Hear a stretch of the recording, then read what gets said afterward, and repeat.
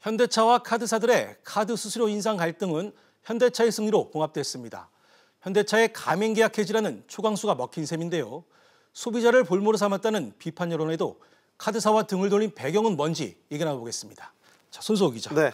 현대차가 카드사들과 수수료 인상을 두고 갈등을 빚었는데 먼저 카드 수수료라는 것은 어떻게 산정되는 겁니까? 네, 카드 수수료는 여신점 금융업법에 따라서요 3년마다 새로 정하는 적격 비용, 즉 이 원가라고 하는데요. 네. 이 원가에 마진을 더해서 결정하는 구조입니다. 네. 여기에서 적격 비용은 기본 수수료율을 말합니다.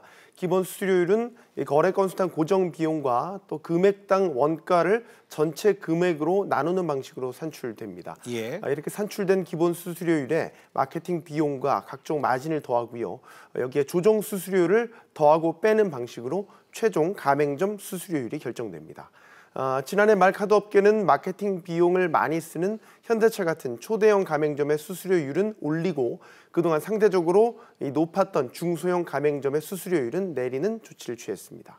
알겠습니다. 앞서 얘기한 적격 비용 얘기는 뒤에서 다시 한번 짚어보기로 하고요. 자, 이번 카드 수수료 인상 협상은 결국 현대차가 원하는 대로 결론이 났습니다. 네, 현대차와 카드사들의 힘겨루기에서 사실상 카드사들이 현대차에게 백기투항한 모양새가 됐습니다. 예. 카드사들은 지난달에 현대차에 1.9%대로 인상된 카드 결제 수수료를 3월부터 적용하겠다 이렇게 통보를 했습니다. 하지만 현대차가 인상안에 반발하면서 제시한 안, 즉 1.89%로 알려져 있는데 이 1.89%에 동의하지 않으면 가맹 계약을 해지하겠다라면서 강하게 나왔습니다. 예. 현대차의 초강수의 카드사들이 하나 둘씩 백기를 들었고요.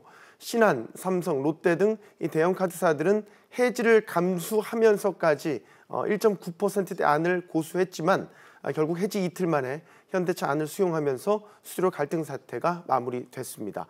결국 카드업계는 이 내수시장 점유율이 50%인 현대차의 막강한 시장 지배력에 밀릴 수밖에 없었다는 분석이 나오고 있습니다.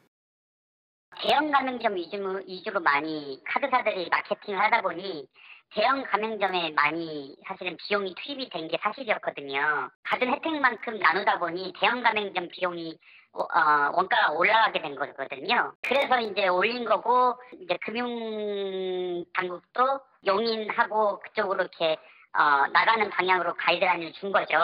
결국은 이제 협상력이 갑이 아니다 보니 밀릴 수밖에 없는 그런 게 됐죠.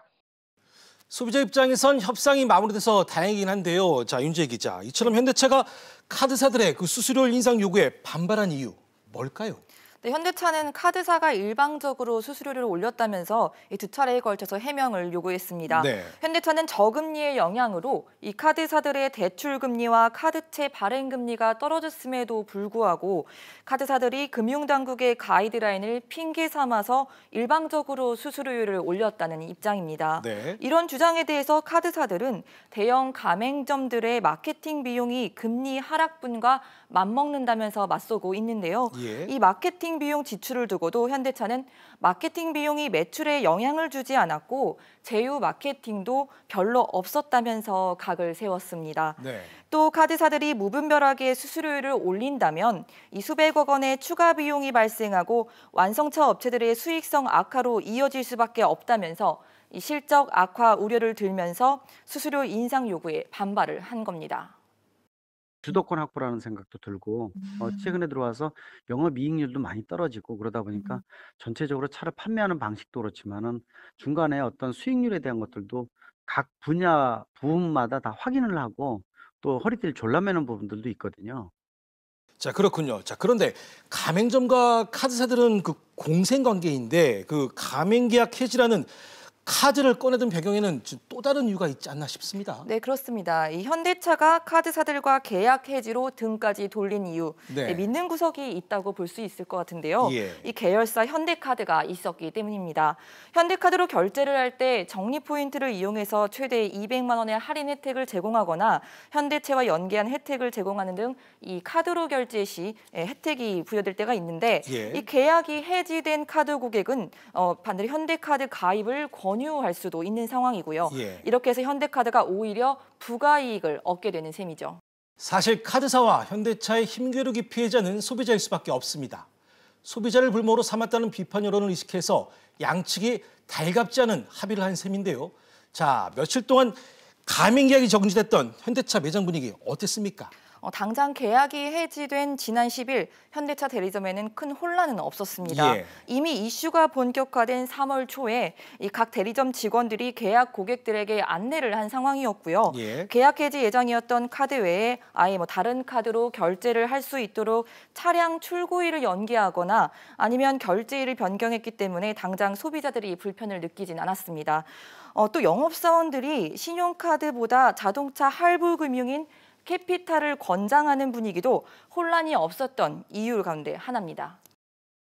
캐피탈 회사들이 계약이 성사가 되면 그 성과 수당으로 한 1% 정도 주나 봐요. 그러니까 이제 그 사람들은 그거 받는 게 낫지. 굳이 뭐 카드 쓰게 갖고 해봐야 뭐 돈 받지도 않는데. 자, 그러니까 자동차를 구입할 때 그 캐피탈을 이용하는 고객이 많은 점도 그 현대차가 카드사 요구를 거부한 또 다른 이유네요. 네, 그렇습니다. 예, 그럼 차를 구입할 때 그 캐피탈의 이용 비중은 어느 정도나 됩니까? 네, 얘기하신 대로 내수시장 점유율 1위인 현대차가 이 자동차를 팔 때 다양한 결제 수단이 있습니다. 예. 그중에서도 캐피탈 비중이 가장 많다는 점이 이 카드사와 등을 돌린 배경이기도 합니다. 네. 실제 현대캐피탈의 영업자산 현황을 보면요. 70% 이상이 자동차 금융입니다. 지난 2015년에는 현대캐피탈에서 신차와 중고차 구매, 리스 렌탈까지 이 모든 게 영업자산에서 차지하는 비중이 77%를 기록했고요. 예. 지난해에는 소폭 줄긴 했지만 70% 가까이 되는 상황입니다. 자, 하지만 신한과 삼성, 롯데 등 그 세계 대형 카드사들은 막판까지 그 힘겨루기를 이어갔는데 네. 왜 이 대형사들만 막판까지 이렇게 싸움을 벌였을까요? 소위 이제 연매출이 500억 원 이상이 이제 대형 가맹점들이 전국에 따져보면 2만여 곳에 이르고 있거든요. 네. 지난해 말에 금융 당국이 카드 수수료율을 전면적으로 개편하면서 연매출 5억 원에서 30억 원 이하인 이 중소형 가맹점들에 대한 결제 수수료율을 1%대로 낮췄습니다. 카드사들 입장에서는 수수료 수익 감소가 불가피하기 때문에 이 당국의 암묵적인 동의하에 이 대형 가맹점들의 수수료율을 인상하면서 그 감소문을 여기에서 메우려고 했는데요. 예. 현대차가 대형 가맹점 수수료율 인상 협상의 첫 타자였습니다.